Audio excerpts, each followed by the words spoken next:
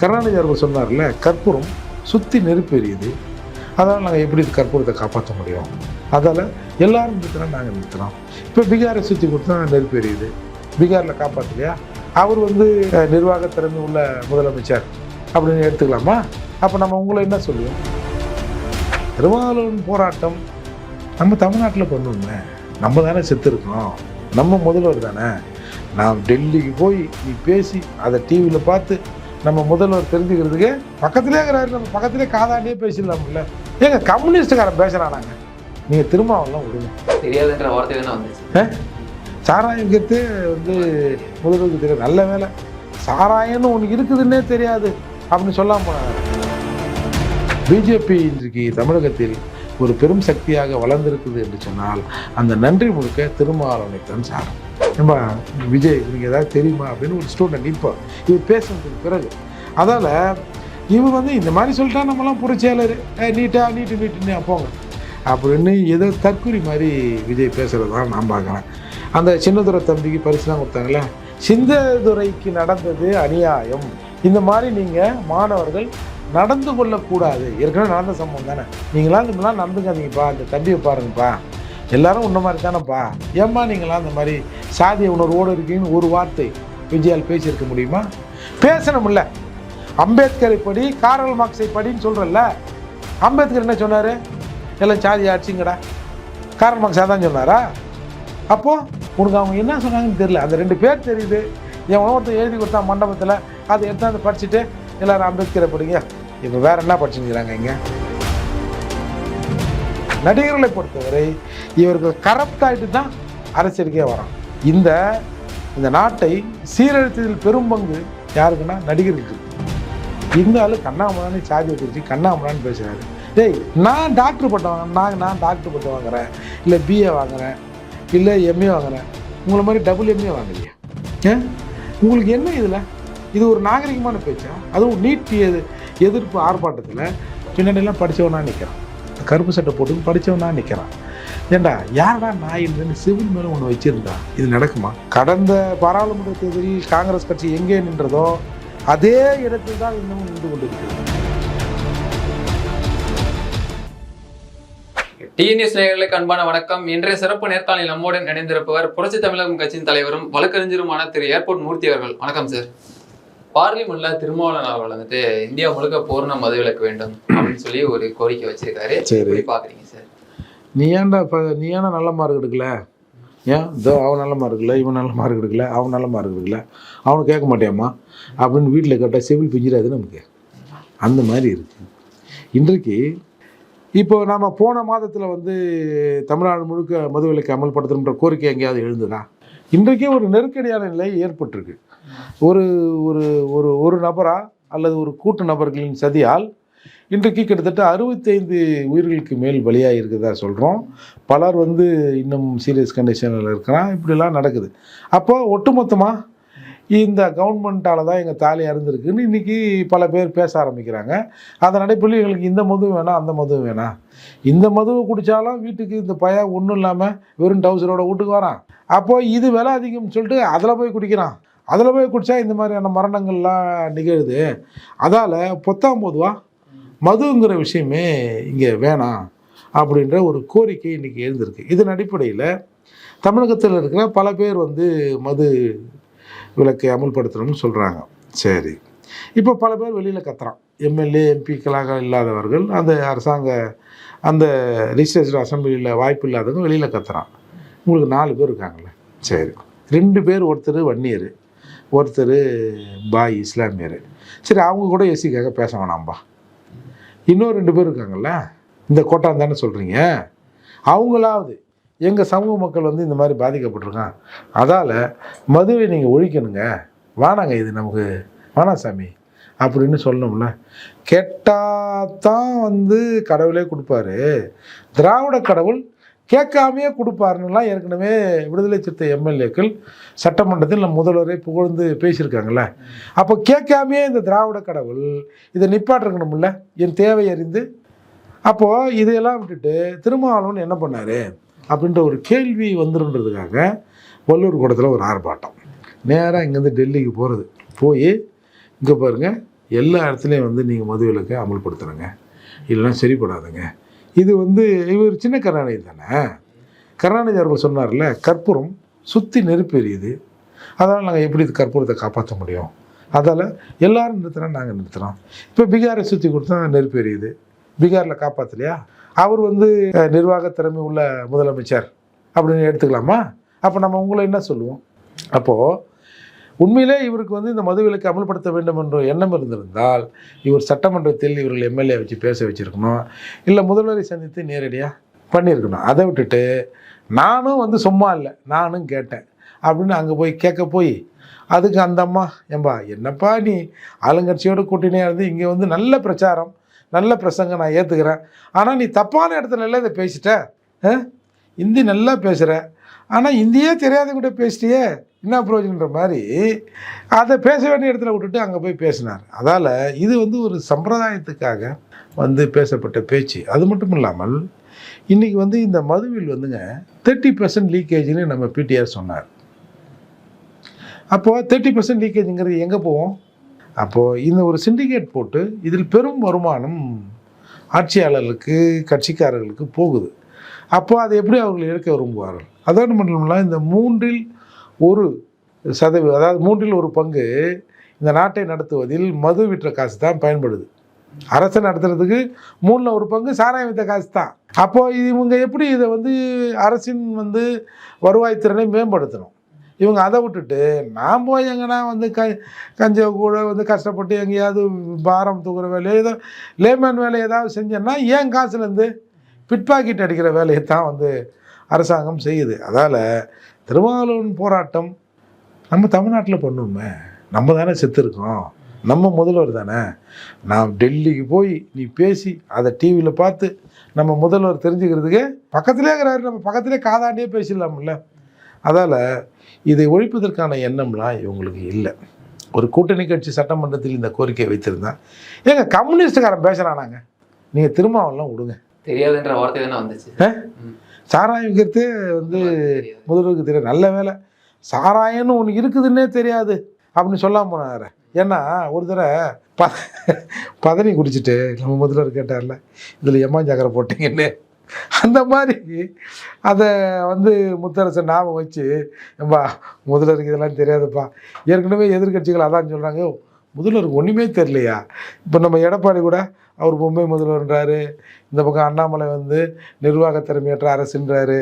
இப்போ இதையே வந்து முத்தரசன் அந்த பொருள்படுற வகையில் அவரோட பாணியில் சொல்லிக்கிறத தான் நான் பார்க்குறேன். அதால் எனக்கு தெரியாதுங்கிறதுக்காக அது குற்றம் இல்லைன்னுலாம் ஆகாது. அதால் இவங்க வந்து இவங்களுக்கெல்லாம் அந்த மதுவை ஒழிக்கிற எண்ணம்லாம் இல்லைங்க. ஏற்கனவே இங்கே மதுவிலக்கு அமல்படுத்தப்பட்ட நாடு தானே நம்ம நாடு. தொடர்ந்து 71, 72 கருணாநிதி இதை வந்து பட்ஜெட்டில் அறிவிக்கிறாரு. அதுக்கப்புறம் வந்து 73 வாக்கெல்லாம் திரும்பவும் அது வருது, 78 தொடங்குறாங்க.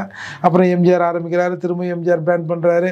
அதுக்கப்புறம் வந்து டாஸ்மார்க்கை எம்ஜிஆர் தான் வந்து அந்த வாணிப கழகத்தை தொடங்குறாரு, தமிழ்நாடு வாணிப கழகத்தை தொடங்குறாரு. அதுக்கப்புறம் வந்து ஹோல்சேலாக மது வாங்கி அங்கேருந்து வாங்க வேண்டிய நிலையில் இருந்தது. 2003 ஒரு அமெண்ட்மெண்ட் போட்டு எப்பா டாஸ்மார்க் நிறுவனமே வந்து சில்லறை வியாபாரத்தில் ஈடுபடும் அப்படிலாம் போட்டு இன்றைக்கி வந்து நாடு பல ஸ்டேஜுகளை கடந்து குடிக்காமல் இருக்க முடியாத அளவுக்கு தமிழ்நாட்டு மக்களை ஆளாக்கிட்டாங்க. எனக்கு என்னென்னா, தமிழ்நாட்டு மக்களை ஆளாக்குறது போக இன்றைக்கு வந்து ஒரு சர்வேல சொல்கிறாங்க, ஒரு 3000 சில்லற பசங்க, 3026 பசங்களை வந்து ஒரு நிறுவனம் வந்து சர்வே எடுத்து 26% அதில் மதுவுக்கு அடிமையாயிருக்கான், 10% கஞ்சாவுக்கு அடிமையாயிருக்கான். அதுதான் இங்கே பிரச்சனை. இந்த நாட்டில் இன்றைக்கி நடக்கிற எல்லா பிரச்சனைக்கும் ஊக்குவிக்கியாக, அதாவது என்ன சொல்லுவாங்க, செயல் ஊக்குவிக்கின்னு நம்ம அறிவியலில் ஒரு விஷயம் இருக்குது, வினை ஊக்கி செயல் ஊக்கின்னு. அந்த மாதிரி எல்லா குற்ற செயல்களுக்கும் தூண்டுதலாக இந்த மது துணை நிற்பதால் இந்த மதுவை இன்றைக்கு ஒழிக்கணும்னு ஒரு கோரிக்கை வந்திருக்கு. பட் ஆனால் மக்கள் ஒன்றும் பெருசாக இதை ஏற்ற மாதிரி எனக்கு தெரியல. இப்போ மரணம் ஏற்பட்ட கள்ளக்குறிச்சியில் கூட மக்கள் வந்து ஒரு பெருந்திரளாக இருந்து மதுவை வந்து மூடணும் இல்லை. பட் ஆங்காங்கே குரல்கள் ஒலிக்கிறது. மக்கள் வந்து எளிமையிலும் இயலாமையிலும் இருக்கிற மக்கள் கேட்கலன்றதுக்காக எல்லாம் தெரிஞ்ச விஷயங்கள் தெரிஞ்ச நம்மளும் அதை கேட்காம இருக்க முடியாது. அதால் மதுவிலக்கை அமல்படுத்துவதற்கு அரசாங்கம் நடவடிக்கை எடுக்கணும்னு நாம் கேட்குறோம். Okay sir.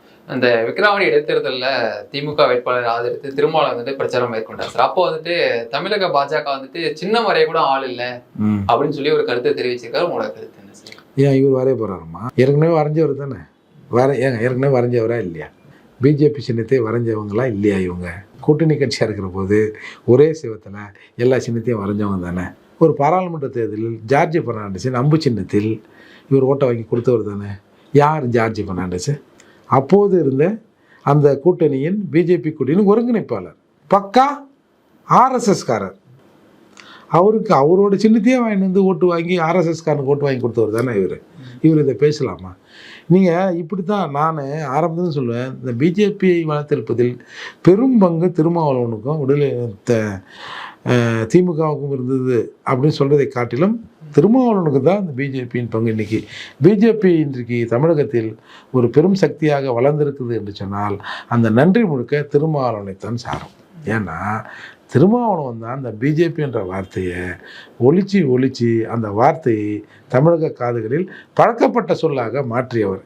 அப்போ இன்றைக்கி இவர் சும்மா இந்த மாதிரிலாம் சொன்னால் திமுக சந்தோஷப்படும் அப்படின்னு சின்ன வரைய ஆள் இல்லைன்றாரு. சரி போங்க, எங்கெங்க யாராருக்கோ இந்த சமூகத்தை அடையாளம் அனுப்புகிறீங்க. இப்போ திமுக சின்னத்தில் நாங்கள் சுமந்து வரையிலையா, அந்த மாதிரி அனுப்புங்க. இப்போ ஜாதிவாரி கணக்கெடுப்பு நடத்த வேண்டும் சொல்லி தமிழகத்துக்கு சார்பாக விடுதலை சிறுத்தை கட்சி சார்பாக திருமாவளவன் மத்திய அமைச்சருக்கு கடிதம் எழுதியிருக்காரு சார்.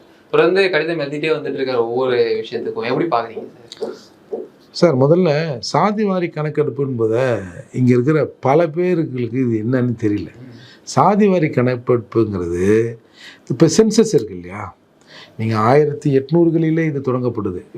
இப்போ சென்சஸில் இப்போ நாங்கள் எஸ்சி பட்டியல் சமூக மக்களில் எல்லாரும் தலையண்ணுவான்.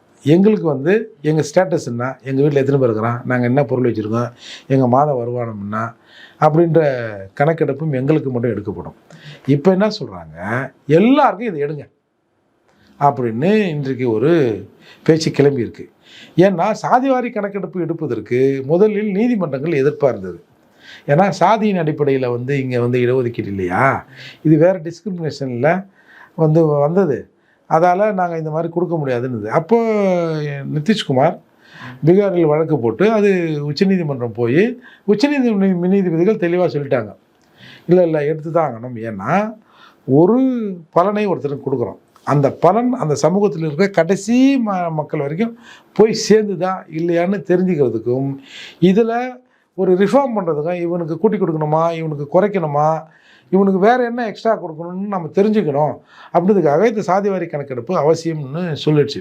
இதில் இது மாறுபட்ட கருத்து கூட இருக்கலாம் அரசியலில். இல்லை நாங்கள் சாதிவாரி கணக்கெடுப்பு எதிராக இருக்கணும் கூட கருத்து இருக்கலாம். ஆனால் நீதிமன்ற கருத்து இதுதான். இதன் அடிப்படையில் இன்றைக்கி நிதிஷ்குமார் ஒரு கணக்கெடுப்பு எடுத்துட்டார். அது அந்த இடஒதுக்கீடு இன்றைக்கி நிறுத்தி வச்சுருக்காங்க, தள்ளி வச்சுருக்காங்கன்றது ஒரு பக்கம் இருந்தாலும் இந்த நாட்டில் உள்ள மக்களின் என்னுடைய ஆட்சி அதிகாரத்தின் கீழ் இந்த மக்கள் இருக்கானா, இவன் என்ன ஸ்டேட்டஸில் இருக்கிறான்னு முதல்வருக்கு தெரியுது. அந்த முதல்வர் அதன் அடிப்படையில் மாநில அரசின் நலத்திட்டங்களை கூட ஒதுக்கலாம்ல, இந்த நாள் இப்படி இருக்கிறான்னு. அப்போது இன்றைக்கி ஆந்திராவில் அறிவிச்சிட்டாங்க, அது மாதிரி 2-3 மாநிலங்களில் இன்றைக்கி அறிவிச்சிட்டாங்கல்ல. அப்போது இதற்கு மத்திய அரசு ஒப்புதல் தர வேண்டிய அவசியம் இல்லை. இது மாநில உரிமை. என் ஊரில் இருக்கிறேன்னா நான் எண்ணிக்கிறேன் சார், நம்ம வீடு ஒரு 4 போர்ஷன் இருக்குது. இப்போ என் வீட்டில் பக்கத்து வீட்டுக்காரன்னு சொல்லி தான் நான் எண்ணமா, என் போர்ஷனில் யார் எத்தனை பேர் ஆகுறீங்க, இன்னும் ஏன் 4 பேர் நீங்கள் 5 பேர் ஆகுறீங்க, 10 பேர் ஆகுறீங்க ஒரு ரூமில் அப்படின்னு கேட்குற உரிமை எனக்கு இருக்குல்ல, நான் தானே அதை கேட்கணும். அப்போது இந்த சாதிவாரி கணக்கெடுப்பை எடுக்க நீ யாரை சொல்லணும், உங்கள் முதல்வர்கிட்ட சொல்லு. இன்றைக்கி பெரும்பான்மை பறையர் சமூகத்துலேருந்து நாங்கள் கேட்குறோம்ல, ஏம்பா எங்கள் ஆளுங்கள்லாம் என்னங்கப்பா, எத்தனை பேர் தான்ப்பா நாங்கள் இருக்கிறோம். அதே மாதிரி இன்னொரு பெரிய கம்யூனிட்டியாக இருக்கிற மருத்துவர் ஐயா கேட்குறாரு, நாம் தமிழர் சீமான் கேட்குறாரு, நீ எடுத்து வைய, என்ன பிரச்சனை உனக்கு? அப்போது உண்மையிலேயே இவர்கள் திமுகவின் கொள்கையை அப்படியே ரிஃப்ளெக்ட் பண்ணுறாங்க. திமுக சாதிவாரி கணக்கெடுப்பு எடுப்பதற்கு தயாராக இல்லை. என்ன காரணம்னா, எல்லா சாதியும் எண்ணி தலையை எண்ணிட்டோம்னா எத்தனை பேர் எத்தனை சாதிக்காரர் இருக்கிறாங்கன்னு தெரிஞ்சிட்டா அவர்களுடைய கம்யூனிட்டி வெளியே வந்துடும். அதுக்காக அவங்க மறுக்கிறாங்க. அதுக்காக எல்லாரும் கேட்குறோம்ல, ஏன்பா சாதிவாரி கணக்கெடுப்பு தான் நல்லுத்தானப்பான்னு எல்லா சமூகமும் கேட்குற போது நம்மளும் ஏதாவது கேட்கணும்ல. அதெல்லாம் அவர் டெல்லிக்கு கேட்டிருக்காரு. என்ன ஒன்று, அந்த கடிதத்தை தப்பாக முகவரி போட்டு டெல்லிக்கு அனுப்பிச்சிட்டார் போல இது. Okay sir. இப்போ அரசியலுக்கு வந்துருக்கூடிய விஜய் அவர்கள் வந்துட்டு நீட் தேர்வை வந்துட்டு கையில் எடுத்திருக்காரு சார். அதாவது நீட் தேர்வு வந்துட்டு வேண்டாம் தமிழகத்திற்கு அப்படின்னு சொல்லியிருக்காரு. அதே போல தமிழக அரசு கொண்டு வந்த அந்த சட்ட தீர்மானம் வந்துட்டு வரவேற்கத்தக்கதாக இருக்குதுன்னு சொல்லியிருக்காரு. உங்களோட பார்வை என்ன? சரி, இப்போ வந்து அதிமுக ஆட்சி காலத்தில் கூட தான் தீர்மானம் நிறைவேற்றி அனுப்பிச்சிட்டாங்க. என்ன பண்ணார் அவர்? ஓ, அப்போல்லாம் காதில் வேறு எதனா வச்சுருந்தாரோ? இப்போ நேராக வந்துட்டு நீட்டு வேணாம். சரி, நான் என்ன சொல்கிறேன், அத்தனை மாணவர்கள் வந்தாங்கல்ல, எல்லாருக்கும் காசு கொடுக்குற போகிற வந்தேன்னு ஒரு வாக்கெடுப்பு நடத்திருக்கலாம்ல. அத்தனை பேர் உனக்கு வந்து ஒரு வாய்ப்பு கிடைச்சிது. சரி, உண்மையில் இது என்ன தான், நம்ம தான் படிக்காத மக்கள், நமக்கு தான் நீட்டு என்னன்னு தெரில, மடக்குன்னா என்னன்னு தெரில. சரி, இது ஒரு வாய்ப்பா, இப்போ நீட் வேணுமா வேணாவா, நீட் ஏன் வேணுங்கிற, நீட் ஏன் வேணாங்கிறன்னு ஒரு ஃபார்மை கொடுத்து ஒரு கணக்கெடுப்பு நீ நடத்திருக்கலாம்ல. அப்போது உனக்கு ஒன்றுமே தெரியல.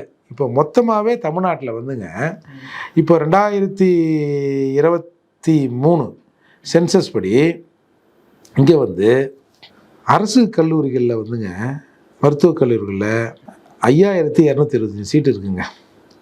ப்ரைவேட்டில் 5500 சீட்டு, மொத்தமாக 11000 சீட்டுங்க. இதில் 2023 சென்சஸ் படி 1,44,556 பேர் நீட் எழுதினாங்க. இதில் 78,693 பேர் பாஸ் பண்ணிட்டாங்க. ஆனால் நமக்குரிய சீட்டு எவ்வளோ? 11,000. இந்த 11,000க்குள்ளே தான் நாம் வந்து முட்டி மோதி என்னையாவது பண்ணிக்கணும். இப்போது நீங்கள் நீட்டை விலக்கு வேணும், அது வேணும், இது வேணும். இன்றைக்கி நீட்டு வேணும் அப்படின்ற அடிப்படையில் பல மாணவர்கள், ஏழ்மை நிலையில் உள்ள மாணவர்கள், அரசு பள்ளியில் படித்த மாணவர்கள்லாம் வந்து நம்ம வீடியோ வெளியிடுறத, காணொலி வெளியிடுறத நம்ம பார்க்குறோம். அப்படி இருக்கிற போது நீங்கள் நீட்டை நாங்கள் வந்து எங்களுடைய லட்சியம் வந்து நீட்டை எடுக்கிறேன்னு ஒரு பொய்யை சொன்னீங்க. யார்? திமுக சொல்லிச்சு. அந்த பொய்யை எல்லாரும் ஆமாம்மா நீட்டை விலக்கு வேணும். சரி, 2019 என்ன சொன்னீங்க? நீங்கள் வந்து இப்போ கடந்த பாராளுமன்ற சட்டமன்ற தேர்தலில் நாங்கள் வந்து ஆட்சிக்கு வந்தவொடனே 420 அனிதாவின் பெயரில் நீட் சென்டரை 20 கோடி ரூபாய் செலவில் நாங்கள் ஆரம்பித்து எல்லாரையும் கோச்சிங் கொடுப்போம். எங்களுடைய இறுதி லட்சியம் நீட்டை எடுக்கிறது. ஆனால் நாங்கள் வந்து இந்த சென்டரை ஆரம்பித்து பசங்களை தயார் பண்ணுவோன்னு சொன்னீங்கல்ல, இதை காட்டுங்க. ஏதாவது ஒன்று அனிதா அச்சீவர்ஸ் அப்படின்னு மாணவர்களுக்கு நாங்கள் வந்து ஏதோ தயார்படுத்த போகிறோம், அது பண்ண போகிறோம், இது பண்ண போகிறோம் அப்படிலாம் சொன்னீங்க. ஒன்றுமே பண்ணலையே நீங்கள். அப்போது இப்போ மெடிக்கல் கவுன்சில் ஆஃப் இந்தியா என்ன சொல்லுது? மெடிக்கல் கவுன்சில் ஆஃப் இந்தியாவின் சிலபஸில் 80% வந்து சிபிஎஸ்சி சிலபஸ். சிபிஎஸ்சி சிலபஸ் இருந்து நீட்டில் தேர்வுகள், அந்த கேள்வித்தாள் வந்து தயார் பண்ணப்படுது. குறைஞ்சபட்சம் அந்த சிலபஸை நம்ம மாநிலத்தில் இருக்கிற பசங்களாவது அது என்னென்ன கேட்குறான்னு பார்த்து இந்த பசங்களை கொஞ்சம் சொல்லி கொடுத்து ரெடி பண்ணுவோம்பா அப்படின்ற எண்ணம் மாதிரி. நீட்டை விலக்கு வாங்குகிறோம், நீ சொல்கிற மாதிரி அந்த பொய்யை நான் நம்புகிறேன். வாங்குறப்போ வாங்குகிறோம், வாங்காத வரைக்கும் இதுக்காவது ஏதாவது ரெடி பண்ணணுமா? அப்போ நீங்கள் உண்மையான உங்களுக்கு நோக்கம் அது இல்லைல்ல. நீங்கள் இந்த 11,000 சீட்டை வச்சு ஒரு அரசியல் பண்ணுறீங்க. என்ன அரசியல் பண்ணுறீங்க? இது வந்து மத்திய சர்க்கார் வந்து இதை வந்து ஏற்றுக்க மாட்டேங்குது, தமிழ்நாட்டு நலன்களை மிதிக்குதுன்றீங்க.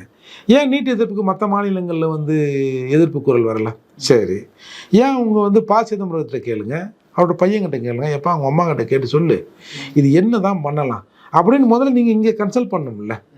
அப்போது வெறும் 11,000 சீட்டுகளை வைத்து இங்கே வந்து ஒரு அரசியல் நடத்தப்படுது. நீங்கள் வந்து நீட் ரகசியங்களுக்கு தெரியும் நீங்கள். அப்புறம் கடைசியில் என்னடா ரகசியம்னு ஒரு நெருக்கிற போது ஒரு பில்டிங்கை கட்டி அனிதா பில்டிங்கு அப்படின்னு பேர் வச்சுட்டோம், இதான் ரகசியம். தொடர்ந்து நெருக்கிற போது தொடர்ந்து சட்டப்படி போராடுவது தான் இதற்கான ரகசியம்னு இந்த பாக்கெட் அது நெஞ்சில் கை வச்சுன்னு ஒரு படத்தில் வடிவேல் ஓடுவான்ல, 4-5 பேர் தடுத்துக்கினே வருவான். கடைசியில் போய் கை எடுத்துகிட்டு பார்த்தா ஒன்றும் இருக்காது. என்னடா நெஞ்சில் கை வச்சுன்னு ஓடினா பாக்கெட்டில் என்ன ஒன்றும் இல்லைங்க, எனக்கு கொஞ்சம் ஓடினா கொஞ்சம் ஆர்ட்டு கொஞ்சம் வேகமாக துடிக்கும், அதால் வச்சுன்னு ஓடினேங்கன்ற மாதிரி ஒன்றும் இல்லாமல் ஆக்குனாங்க திமுகக்காரங்க. அதால் இந்த நீட் எதிர்ப்பை இவரும் இப்போ இந்த விஷயம்லாம் இவருக்கு தெரியுமா? எத்தனை சீட்டு விஜய்க்கு தெரியாமல இருக்கும் அப்படியா சொல்கிறீங்க? அப்போது விஜய் வந்து அவர் சொந்தமாகவே எல்லாத்தையும் பேசிடுவார் அப்படியா? ஏங்க சும்மா அப்பா எத்தனை மணிக்கு வர அப்படின்னு சொன்ன ஒரு 2 செகண்ட் வசனத்தை கூட அதை ஒரு டைரக்டர் எழுதி அதை 4 அசிஸ்டன்ட் டைரக்டர் பேசி அதுக்கு ஒரு 4-5 டேக் எடுத்து அதுக்கப்புறம் தாங்க பேசுவார். ஏங்க சின்ன பையன் இப்போ லைசன்ஸ் இல்லாத பசங்களாம் 10 வயசு பசங்களாம் கூட வண்டி ஓட்டுதுங்க. விஜய் படத்தில் சும்மா ட்ரே மேலே வண்டியில் உட்காந்துன்னு முன்னாடி ஒரு ஃபேனை வச்சுட்டு இப்படின்னு ஒரு ஷூட்டிங்கை பார்த்தேன் நான் பெசன்ட் நகரில் நடந்தது. அந்த மாதிரி ஆளுங்க இவங்களுக்கு இதை பற்றி எதுவுமே தெரியாதுங்க. இதையெல்லாம் பேசிட்டா நாம் வந்து பெரிய புரட்சியாளர்னு இவங்க நினச்சிருவாங்க அப்படின்னு சொல்கிறாங்க. ஒரு புள்ள கூட வீடியோ வெளியிட்டிருக்கு, ஏம்பா விஜய் உனக்கு ஏதாவது தெரியுமா அப்படின்னு ஒரு ஸ்டூடெண்ட் இப்போ இவர் பேசுனதுக்கு பிறகு. அதால் இவர் வந்து இந்த மாதிரி சொல்லிட்டா நம்மலாம் புரட்சியாளர் நீட்டுன்னு போங்க அப்படின்னு ஏதோ தற்கொலை மாதிரி விஜய் பேசுகிறது தான் நான் பார்க்குறேன். என்ன ஒன்றிய அரசுனா என்னன்னு தெரியுமா? அதுக்கு டெஃபினேஷன் என்னன்னு தெரியுமா? இந்த வார்த்தையே இந்த சட்டமன்ற தேர்தலுக்கு பிறகாக உச்சரிக்கப்பட்ட வார்த்தை தான். கருணாநிதி அவர்கள் கூட மத்திய சர்க்கார் அப்படி தான் பேசுவார். ஏன் இப்படி நீட்டி முழங்குற வைக்க வைக்கிறாரு? அவரும் மத்திய சர்க்கார் தான் பேசுவார். பெரும்பாலான தமிழக அரசியல்வாதிகள் மத்திய சர்க்கார் தான் இதுவே பேசியிருந்தான். அது மத்தியங்கிறதும் வடச்சொல், சர்க்காருங்கிறதும் சான்ஸ்கிருத் வடமொழி சொல் தான். இப்படி பேசியிருந்தவங்க இன்றைக்கி ஒரு ஃபேஷனபுள் வேர்டா இதை இப்படிலாம் சொல்லிட்டா நாங்கள் வந்து ஏன் அப்போ சரி அப்போது நீ ஏன் அதுக்குள்ளே போகிறீங்க? எதிர்க்கிறாரோ ஒரு வேளை பாஜகவை எதிர்த்து அரசியல் பண்ணுறாங்க. அதுங்க ஊருக்கு இலட்சியம் பிள்ளையார் கோயில் ஆண்டிம்பாங்கல்ல, ஏதாவது ஒன்று பேசணுங்க. இப்போ சாதியை பற்றி பேசுனா பிரச்சனை வந்துடும். இப்போ இதே வந்து விஜய் வேங்கை வயலை பற்றி அதில் பேசியிருப்பாரா? அந்த சின்னதுரை தம்பிக்கு பரிசுலாம் கொடுத்தாங்களே, சின்னதுரைக்கு நடந்தது அநியாயம், இந்த மாதிரி நீங்கள் மாணவர்கள் நடந்து கொள்ளக்கூடாது. ஏற்கனவே நடந்த சம்பவம் தானே, நீங்களாம் இந்த மாதிரிலாம் நடந்துக்காதீங்கப்பா, இந்த தம்பியை பாருங்கப்பா, எல்லாரும் உன்ன மாதிரி தானேப்பா, ஏம்மா நீங்களாம் இந்த மாதிரி சாதிய உணர்வோடு இருக்கீங்கன்னு ஒரு வார்த்தை விஜயால் பேசியிருக்க முடியுமா? பேசணும்ல. அம்பேத்கரை படி, கார்ல் மார்க்ஸை படின்னு சொல்கிறல்ல, அம்பேத்கர் என்ன சொன்னார்? எல்லாம் சாதியை அடிச்சிங்கடா. கார்ல் மார்க்ஸ் தான் சொன்னாரா? அப்போது உனக்கு அவங்க என்ன சொன்னாங்கன்னு தெரியல. அந்த 2 பேர் தெரியுது. என் ஒருத்தர் எழுதி கொடுத்தா மண்டபத்தில், அதை எடுத்தாந்து படிச்சுட்டு எல்லோரும் அம்பேத்கரை படிங்க. இப்போ வேறு என்ன படிச்சுன்னுக்கிறாங்க? இங்கே என்ன நடிகைகளை பற்றி எல்லாம் படிச்சுன்னுக்கிறோமா? அந்த கரும்பு தான் எல்லாத்துலேயும் தான் எல்லாரோடும் தான் பேசுகிறேன் ஒரு ஃபார்மாலிட்டிக்காக. அதே மாதிரி ஃபார்மாலிட்டி தான் நீ வந்து இந்த தலைவர்கள் பெயரை கொச்சைப்படுத்துகிற வேலையில் நீ ஈடுபடுற. உனக்கு இந்த சமூகத்தில் என்ன நடக்குது ஏது நடக்குதுலாம் தெரியாது. நீங்கள் 2026 வரீங்கள்ல, இந்த இப்போ ஏதோ ஒரு படம் வரப்போதா, அந்த படத்தெல்லாம் முடிச்சுட்டு நீங்கள் ஃபீல்டுக்கு இறங்கி வாங்க. நாங்கள்லாம் வந்து சட்டையை போட்டு பேண்ட்டை போடுறோமா, இல்லை பேண்ட்டை போட்டு சட்டையை போடுறோமா, இல்லை ஜட்டியை போட்டு பேண்ட்டை போடுறோமா, இல்லை எப்படி போடுறோம் சூப்பர்மேன் மாதிரி போடுறோமான்றதை ப்ராக்டிக்கலாக வந்து பாருங்கள். அதுக்கப்புறம் இந்த சமூக நலனை பற்றி நீங்கள் பேசுங்க. என்னை பொறுத்தவரை அரசியலுக்கு வரவன் அவன் காலப்போக்கில் வேணால் கரப்ட் ஆவான். நடிகர்களை பொறுத்தவரை இவர்கள் கரப்ட் ஆகிட்டு தான் அரசியலுக்கே வரான். இந்த நாட்டை சீரழித்ததில் பெரும் பங்கு யாருக்குன்னா நடிகர்களுக்கு இருக்குது. ஒரு தொழிலதிபர் வரி ஏய்ப்பு பண்ணுறான், சீரழிக்கிறான்னா என்னத்தையோ கருமம் அவனால் ஒரு 10-50 பேர் ஏதோ ஒரு வேலைகளை செஞ்சுருப்பான். 4 வீட்டில் ஒரு அடுப்பு எரியும். நடிகர்கள் நீங்கள் பாருங்கள், 150 கோடி ரூபா விஜய்க்கு எப்படிங்க சம்பளம்? 120 ரூபா டிக்கெட்டு. ஏய் எப்படியா அது? எனக்கு 150 கோடி தரீங்க, ஏன் அந்த மாதிரி ராத்திரியில் படத்தை போட்டு ஏன் உயிர் எடுக்கிறீங்க? முன்னாடியெல்லாம் வந்து 3 ஷோ 4 ஷோ தானே நடந்தது, ஒரு ஷோ ஒன்றா எக்ஸ்ட்ரா வச்சிங்க, ஏன் அப்படி பிரச்சனை பண்ணுறீங்கன்னு விஜய் என்றைக்காவது கேட்டுருப்பாரா? ஒரு மாணவன் சினிமாவுக்கு வரான்னா அது யாரோட பணம்? அவங்க அப்பா அம்மா கஷ்டப்பட்டு வேறு செஞ்சு சம்பாரித்த பணம் தானே. 120 ரூபா 150 ரூபா டிக்கெட்டை 2000 ரூபா கொடுத்து வாங்க வச்சு நீங்களாம் ஒரு சிண்டிகேட் போட்டு உனக்கு 150 நீ கோடி, என்னப்பா எனக்கு 150 கோடிப்பா நீ எடுத்துக்க, தேட்டருக்காரனே எடுத்துக்க, வந்து விநியோகஸ்தர் நீங்கள் லாபம் வச்சிங்க. சினிமா பார்க்க வரவன் கோமணத்தில் கூட அவன் ஒரு தம்படி காசு வச்சிருக்கக்கூடாது அப்படின்ற ஒரு கொடூர எண்ணம் கொண்ட கும்பல் தானே நீங்கள்லாம். சரி சொல்லுங்கள். சரி இது வரைக்கும் நீங்கள் சொல்கிற மாதிரி இந்த மூர்த்தி சொல்கிற மாதிரி எனக்கு இது வரைக்கும் எதுவுமே தெரிலப்பா, நான் ஏதோ வந்து காசு கொடுக்குறாங்க போல இருக்குதுன்னு நினச்சேன்பா, இப்போ தெரியுதுல்ல. இப்போ சொல்ல எனக்கு அடுத்து வர படம், இப்போ ஏதோ ஒரு படம் வரப்போதில்ல, அந்த படத்தில் இந்த நைட்டெல்லாம் ஷோ போடாதீங்க, வெறும் 120 180 அந்த காசில் மட்டும் டிக்கெட்டை விற்று தியேட்டர்கள் படத்தை வெளியிடுங்க. இதை விநியோகம் சரியாகணும், அவ்வளோ லாபத்துக்கு இவ்வளோ லாபத்துக்கு விற்காதவொன்னே விஜய் வந்து ஒரு அறிக்கையை வெளியிட்டு அதை நடைமுறைப்படுத்துவாரா? ஆட்சியில் வந்த பிறகு இந்த மாற்றத்தை எதிர்பார்க்கலாங்களா? ஏங்க இதுக்கு ஆட்சி தேவையில்லையா? நீங்களும் கூட்டு களவாணிகள்லாம் நான் சொல்கிறேன், உங்களுக்குள்ளே கூட்டி பேசுங்க. ஏப்பா போதுமா, நான் அரசியலுக்கு வர போகிறேன், நான் ஜனங்கிட்ட வந்து கொஞ்சம் ஏமாற்ற போகிறேன், இப்போவும் என்ன நிறைய பேர் வந்து விமர்சனம் பண்ணுறான், 150 ரூபா டிக்கெட்டு 200 2000 ரூபாய்க்கு விற்கிறான்டா இவன், கள்ள மார்க் கட்டுறான்னு, அதனால் கொஞ்சம் வேணாம்பான்னு சொல்லுங்களேன். வாங்கின சம்பளத்தை திருப்பி கொடுத்துருங்க. அந்த ப்ரொடியூசர் வந்து சரியான டிக்கெட்டுக்கு சரியான லாபத்தோடு அந்த படத்தை விற்பார்ல, இதை வாங்கின காசை திருப்பி கொடு, 150 ரூபாய்க்கு படம் பார்க்கட்டும். செய்வாரா? செஞ்சார்னா நீ இந்த சிஸ்டத்தை சரி பண்ண வந்திருக்கிற, இந்த நாட்டை வந்து சரி பண்ண வந்திருக்கிற, ஒரு நேர்மையான ஆட்சி அதிகாரத்தை கொடுக்க வந்திருக்கிற, அந்த எண்ணமாவது உனக்கு நீ கொடுக்க போறியா கொடுக்கலையா, அது நடக்குமா நடக்காதா என்பது வேற. அந்த எண்ணம் உனக்கு தூய்மையான எண்ணம்னா இதை முதல்ல அவர் செய்யட்டும். திமுக அமைப்பு செயலாளர் ஆர்எஸ் பாரதி வந்துட்டு சமீபத்தில் ஒரு வார்த்தையை பேசியிருந்தார், அது சர்ச்சையாக மாறி இருக்கு சார். அது பட்டப்படிகள் எல்லாமே வந்து திராவிட இயக்கங்கள் போட்ட பிச்சை அப்படின்னு சொல்லியிருக்காரு, விமர்சனமாக வந்திருக்கு. உங்களோட கருத்து என்ன சார்? என்ன பண்ணாது, ஏதோ ஒரு வடிவேலு படுத்தார், ஏண்டா அந்த நாய் எங்கள் கொலிச்சினே இருக்குது, 2 பிஸ்கெட்டை போடுங்களேன்டா, பிஸ்கெட்டு தீர்ந்து போச்சு அப்படின்னு ஒரு குரல் வரும். அந்த மாதிரி தான் நான் பார்க்குறேன். சும்மா ஏதோ கொலைச்சினுங்கிறாரு. இந்த திமுகவிலேருந்து ஏதாவது 2 பதவி கதியை போட்டு இருந்தாலும் எம்பி கிம்பி ஆகி எங்கன்னா அமுச்சு விட்டாங்கன்னா அவர் கம்முன்னு இருப்பாருன்னு தான் நான் பார்க்குறேன். எந்த நாய் பட்டம் வாங்கினா இந்த நாய்க்கு என்ன இப்படி பேசினா நாகரிகமாக இருக்குமா? அவர் என்ன சொல்கிறாரு, கம்யூனல் ஜீவோ வந்த பிறகு தான் இந்த மாற்றங்கள்லாம் வந்தது, இந்த கம்யூனல் ஜீவோவை நாங்கள் தான் கொண்டு வந்தோன்றார். Very simple. கம்யூனல் ஜீவோ 1921 இங்கே வந்தது. அப்புறம் ஒரு 1-2 ஆண்டுகளுக்கு பின்னால் அது நடைமுறைப்படுத்தப்பட்டது. அதில் வந்து பிராமணர்கள் தான் பெரும்பான்மையான இடங்களில் இருக்கிறாங்கன்னு மற்றவங்களுக்கும் சில பர்சன்டேஜ்லாம் போட்டு, பிராமணர் அல்லாதவருக்கு 44%, பிராமணருக்கு 16%, முஸ்லீம்களுக்கு 16, பட்டியல் சாதிக்கு 8ன்னு முதல்ல அதை ஆரம்பித்தாங்க. அதற்கு முன்னாடியே இடஒதுக்கீட்டு சிந்தனை அம்பேத்கருக்கு வந்ததுன்னு வைங்க. இப்போது 21 இந்த சட்டம் இயற்றப்பட்டது. அப்புறம் நடைமுறைக்கு ஒரு 2-3 ஆண்டு கழிச்சு வந்துன்னு வச்சுங்க. நீ பிறந்தது 1947. இதுவும் நீ தான் இது டாக்டர் போட்ட மாதிரி பேசுகிற. அது மட்டும் இல்லாமல் இது எவ்வளோ பெரிய ஆணவ போக்கு.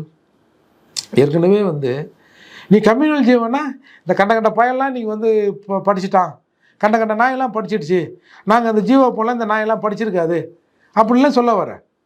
இது வந்து ஒரு ஒரு ஒரு சாதாரண மனிதன் பேசுகிற பேச்சாது. இதில் வேறு நீ வந்து படிச்சுட்டு இந்த நாய் எங்கே பட்டம் வாங்கிச்சின்னு தெரியலையே. இப்போ இது என்னமோ பெரிய மிட்டா மிராசு மாதிரியம் என்ன திமிருது. எஸ்கர் தஸ்கர்னு ஒருத்தர் ஆங்கிலேயர் காலத்தில் தமிழ்நாட்டில் இருக்க இந்தியாவில் இருக்கிற சாதிகளை குறித்து ஒரு ஆய்வு பண்ணாங்க. அதிலே சொல்லியிருக்காங்க, ஆர்எஸ் பாரதி சொந்தக்காரங்க விளக்கெண்ணெய் ஜம்முன்னு ஒரு பழமொழி சொல்லுவாங்க தெரியுமா? இந்த கட்சி வந்து ஒரு சார்பு கட்சியாக இருந்ததுங்க, அது முதலியார் கட்சின்னு சொல்லுவாங்க. இப்போ இவரே சொன்னார்ல, நான் திமுகலாம் நான் இவ்வளோ நாள் இருக்கிறேன், எனக்கு ஒன்றும் பெருசாக இல்லைன்னு. அதால் தயவு செஞ்சு திமுகவில் இருக்கிறவங்க ஏதாவது 2 போடுங்கப்பா, அது கொஞ்சம் வாய மொழின்னு இருக்கும். இல்லைன்னா கொஞ்சம் நஞ்சமாக இருக்கிற திமுகவின் மானத்தையும் இது எடுத்துரும். ஏன்னா நீங்கள் சொல்கிறதே நாங்கள் வந்து யாருக்கெல்லாம் அதிகாரம் மறுக்கப்பட்டிருக்குதோ அவங்கள தூக்கி மேலே நிறுத்துகிறோம், எஸ்சிக்களுக்காகத்தான், பட்டியல் சமூக மக்களுக்காகத்தான், சாதியை ஒழிக்கிறதுக்காக தான் நாங்கள் இருக்கிறோன்னு நீங்கள் ஒரு பக்கம் ரீல் சுற்றுறீங்க. இந்த ஆள் கண்ணாமூனான்னு சாதியை குறித்து கண்ணாமூனான்னு பேசுகிறாரு. டேய், நான் டாக்டர் பட்டம் வாங்குறேன், நான் டாக்டர் பட்டம் வாங்குகிறேன், இல்லை பிஏ வாங்குகிறேன், இல்லை எம்ஏ வாங்குகிறேன், உங்களை மாதிரி டபுள் எம்ஏ வாங்கலையா? உங்களுக்கு என்ன இதில்? இது ஒரு நாகரிகமான பேச்சா? அதுவும் நீட் எதிர்ப்பு ஆர்ப்பாட்டத்தில் பின்னாடியெல்லாம் படித்தவனா நிற்கிறான், இந்த கருப்பு சட்டை போட்டுன்னு படித்தவனா நிற்கிறான். ஏண்டா யாரடா நாயின்னு சிவில் மேலே ஒன்று வச்சுருந்தா இது நடக்குமா? அப்போ நீங்கள் பெரும்பான்மை மக்களை என்ன நினைக்கிறீங்க? உனக்கு பிரச்சனை இந்த வகுப்பு வாரி வந்த பிறகு இந்த பையன்லாம் படிச்சிட்டான்னா நீ என்னையே தான் சொன்னேன்னு நான் சொல்கிறேன். ஏற்கனவே 1-2 பேர் இந்த சமூகத்திலேருந்து ஜட்ஜாக வந்துருக்காங்கன்னா திராவிட இயக்கம் போட்ட பிச்சை அப்படின்னு சொன்னவர் தானே. இப்போ பல பேர் சொல்கிறான், எதுக்கியா இந்த ஏச்சே எதுக்கியா அதை பேசுது அப்படின்னு பல பேர் பேசுகிறாங்க. நம்ம அதை பேசணும்னா அது ஒரு நாகரிகமாக இருக்காது. அதால் கொஞ்சமாவது நாகரிகத்தை கற்றுக் கொடுங்க. தமிழர்கள் அதாவது உலகிற்கே நாகரிகத்தை கற்றுக் கொடுத்தவர்கள் தமிழர்கள். இவங்கெல்லாம் எப்படி தான் இந்த மாதிரி வளர்ந்தாங்க? இவங்க வளர்ப்பே எப்படி தாங்க? இந்த ஆணவ திமிர் பேச்சு இருக்குல்ல, அதாவது திருடி தின்ன காசு இல்லை, கொஞ்சம் கொழுப்பு அதிகமாக தான் இருக்கும். இந்த கொழுப்பை திமுக அடக்க வேண்டும். அப்படின்லாம் மக்கள் ஒட்டுமொத்தமாக திமுகவே அடக்கிடுவாங்க. இப்போ தமிழகத்தில் பொறுத்த வரைக்கும் மாநகராட்சி மேயர்களை வந்துட்டு ராஜினாமா பண்ணிட்டாங்க சில பதவி. இது எப்படி பார்க்குறீங்க? கோவை தொடர்ந்து திருநெல்வேலியை ராஜினாமா பண்ணிட்டாங்க, அடுத்தது காஞ்சிபுரத்துலேயும் ராஜினாமா பண்ணலாம் அப்படின்னு சொல்லிட்டு பேசப்படுகிறது. எப்படி பார்க்குறீங்க சார்? நிறைய இன்வெஸ்ட்மெண்ட் பண்ணுறோம், அதை ரிட்டர்ன் எடுக்கணும். ரிட்டர்ன் எடுக்கிறதுல பிரச்சனை வருது. என்ன நீ மட்டுமே எடுத்துன்னு போகிற, நாங்கள்லாம் என்ன அப்படிங்கிற பிரச்சனை வருது. இப்போ ஒன்றும் மக்களுக்கான நலத்திட்டங்களை வந்து சரியாக செய்யலை, இல்லை நம்ம மேயர் வந்து மென்டலாக இருக்கார், அவரை மாற்றணுன்றதா பிரச்சனை. இவர்களுக்கு பிரச்சனை கொள்ளை அடிப்பதிலும், அந்த கூட்டு கொள்ளை தான். தனிநபராக கொள்ளை அடிக்காதீங்க, கூட்டு கொள்ளை ஒன்றா அடிப்போங்கிறது தான் பிரச்சனை. அந்த பிரச்சனையின் அடிப்படையில் இன்றைக்கு இந்த சச்சரவுகள் எழுது. இது இயல்பு தானே. கொள்ளைக்காரங்களுக்குள்ள இப்போ ரத்த திட்ட போகிறாங்க, ஏன் பிரச்சனை எப்படி வரும்? அது பங்கு பிரிக்கும் போது தானே பிரச்சனை வரும். அதனால் இது இயல்பாக இவர்களுக்குள்ள நடக்கிறது தானே. ராகுல் காந்தி வந்து பார்லிமெண்ட்ல பேசும்போது இந்து மதத்தை வந்து பேசியிருக்காரு. அதாவது பாஜக வந்துட்டு வன்முறை தோன்றாங்க, இந்து கொள்கையே உங்களுக்கு தெரியல அப்படின்னு சொல்லியிருக்காரு. உங்க கருத்து என்ன சார்? இப்போ மத்திய பிரதேசம் சட்டையை வந்து பூணூலில் காமிச்சு அங்கே போச்சு இந்த புத்தி. மோடி என்னைக்காவது நான் பூணூல் போட்டுருன்னு காட்டுறாரா? பூணூலே அவர்கிட்ட இல்லை முதல்ல. பட் ஆனால் பூணூல் வந்து ஒரு குறிப்பிட்ட சமூகத்துக்கான அடையாளமும் இல்லை. நம்ம தமிழ்நாட்டில் கூட பல பேர் பூணூல் போடுறாங்க. பூணூல் போட்ட எல்லாரும் நான் வந்து சுத்த பிராமணன் எவனும் சொல்லலை. பிராமணியம் இந்த சனாதனம் எல்லாம் ஒன்று, இதுதான் வந்து இந்த நாட்டை கெடுக்குதுன்னெலாம் நீங்கள் பேசுகிறீங்க. அப்போ எப்படி அங்கே போய் பூணூலை காட்டினேன் சார்? அது வந்துங்க என்னவோ ஒரு விரக்தியின் வெளிப்பாடில் இவங்க இருக்கிறாங்க. இப்போ ஏற்கனவே 50 வயசுக்கு மேலே ஆகிப்போச்சு, இன்னும் 5 வருஷம் 55, அப்புறம் அடுத்த தேர்தலில் நம்ம வரமான்றது ஒன்றும் தெரியல. ஏன்னா கடந்த பாராளுமன்ற தேர்தலில் காங்கிரஸ் கட்சி எங்கே நின்றதோ அதே இடத்தில் தான் இன்னமும் நின்று கொண்டு இருக்கிறது. இந்த 99ங்கிறது போன தடவை 52. இந்த 99லாம் பெரிய வளர்ச்சிலாம் இல்லை. இப்போ தமிழ்நாட்டில் நம்ம பகுதியில் ஒரு 10 பேர் வந்திருக்காங்க. இந்த 10 பேரும் காங்கிரஸ் கட்சி வளர்ந்து காங்கிரஸ் ஓட்டாது, மாநில கட்சி திமுகவின் ஓட்டு தானே, அது கூட்டணி கட்சிகளின் ஓட்டு தானே. இதே போல தான் எல்லா மாநிலங்களிலும் கூட்டணி கட்சிகளின் ஓட்டுகளின் அடிப்படையில் இன்றைக்கி ஒரு 40-45 சீட்டு வந்து ஏறி வந்திருக்கு சார். இன்னும் வளர்ச்சியெல்லாம் இல்லை. அதால் என்னத்தையாவது அந்த வெறுப்பில் இன்னமும் இவங்க ஒன்று நல்லா புரிஞ்சுக்கணும். இவங்க என்ன பண்ணுறாங்க, இந்த பெரும்பான்மை மக்களாக இருக்கிற இந்த இந்து மக்கள் என்று சொல்லப்படுகிற இந்த மக்களுக்கு எதிராக பேசினா சிறுபான்மை மக்களின் ஓட்டுகள் நமக்கு வந்துடும்ன்ற எண்ணத்தில் இவங்க பேசுகிறாங்க. என்னத்தான் நீ பேசினாலும் ஒட்டு மொத்தமாக இந்தியா முழுக்க இங்கே இருக்கிற சிறுபான்மை மக்கள் நீங்கள் சொல்கிற பொய் பிரச்சாரத்தை நம்பி உங்களுக்கு ஓட்டு போட்டாங்கடா 13% தான். உங்கள் கவுண்ட்டு 13க்கு மேலேருந்து 14ன்னு வைப்போம். ஆனால் ப்ராக்டிக்கலாக அது நடக்கலை. எல்லா கட்சியிலும் இன்றைக்கி சிறுபான்மை மக்கள் இருக்கிறார்கள். ஒரு ஆட்சி சார், ஒரு கட்சியில் ஒரு சிலர் வந்து ஒரு குறிப்பிட்ட சமூக மக்களுக்கு எதிராக இருக்கலாம் சார். இப்போ எப்படி திமுகவில் வந்து எஸ்சிக்கு எதிராக பல பேர் வந்து டிஸ்கிரிமினேஷன் பண்ணதை நம்ம பார்த்தோம்ல, அந்த மாதிரி இருக்கலாம். ஒட்டு மொத்தமாக வந்து எங்களோட பாலிசி தான் சொல்ல முடியுமா? ஒரு கட்சியே சொல்ல முடியாது. ஒரு கட்சியே சொல்ல முடியாதுங்கிற போது ஒரு ஆட்சி அப்படி சொல்லும். அப்படி ஆட்சி சொல்லுதுன்னா அதான் இந்திய அரசியல் சட்டம் சொல்லியிருக்கு, நீதிமன்றத்துக்கு போய் ரெமடியை தேடிக்கலான்னு சொல்லியிருக்குது. அப்படி இருக்கிற போது நடக்காத ஒன்று இதை கேட்டு கேட்டு இவங்க நாங்கள் வந்து நடுநிலையாளர்கள் என்று சொல்கிற ஒரு கட்சியை ஒரு பக்கம் வலிந்து தள்ளுகிற வேலையில் இவங்க ஈடுபடுறாங்க. இது ஒட்டுமொத்தமான நாட்டின் அமைதிக்கு பங்கம் விளைவிக்கிற ஊறு விளைவிக்கிற செயலாக தான் நான் பார்க்குறேன். இப்போ கம்யூனிஸ்ட் எம்பி வெங்கடேசன் அவர்கள் வந்துட்டு செங்கோல் இருந்துட்டு மன்னராட்சியில் அந்த புறத்தில் இருந்தது, அந்த இப்போ பெண்கள் வச்சன அப்படின்லாம் சொல்லி கொஞ்சம் இழிவாக பேசியிருக்காங்க, விமர்சனமாக மாறிட்டு வந்துட்டு இருக்கே. உங்களோட பார்வை என்னது? இல்லை, எப்பயுமே நீங்கள் அந்த விஷயத்தில் தான் சிந்திப்பீங்களே. அப்படி திமுககாரங்க அந்த விஷயத்தில் தான் சிந்திப்பாங்கன்றது நமக்கு தெரியும். அவங்க மேடை பேச்சு அதெல்லாம் தெரியும். ஏன்னா அது கூட சேர்ந்து நீயா அப்படி மாறிட்ட கூட்டணி கட்சிகள் இல்லையா சார்? இப்போ முதல்ல இந்த வெங்கடேசன் ஜெயிப்பாரான்னு ஒரு பிரச்சனை முதல்ல வந்தது மதுரையில். ஏன்னா இவருடைய வேலைகள், ஏன்னா இவரோட இந்த மதுரை மேயரை தானே தாக்க போனாங்க, கொலை பண்ண போனாங்க.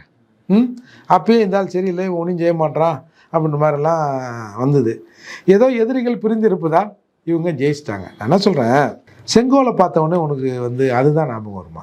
இது ஒரு தமிழ்நாட்டிலிருந்து எடுத்து செல்லப்பட்ட ஒரு செங்கோல் சார். இதே ஒரு வட இந்தியாவிலேருந்து இந்த மாதிரி ஒரு மெட்டீரியல் இல்லை ஒரு செங்கோலை கொடுத்துருந்தான்னா நீ பேசியிருந்தீங்கன்னா பட்டையை கலைப்பிருக்க மாட்டானுங்க தமிழ்நாட்டுக்காரனை. குறைஞ்சபட்சம் உனக்கு அறிவு வேணாம். என்ன சொல்கிறேன், அந்த புறம் இருந்தது உண்மைதான். இப்போ என்ன பிரச்சனை, அந்த காலத்தில் ஒருத்தன் 10 பொண்ணு கூட வச்சுக்கலாம். இப்போ நீ வச்சுப்பியா? இல்லை நீ அப்படி தான் இப்போ வச்சுன்னு இருக்கிறியா?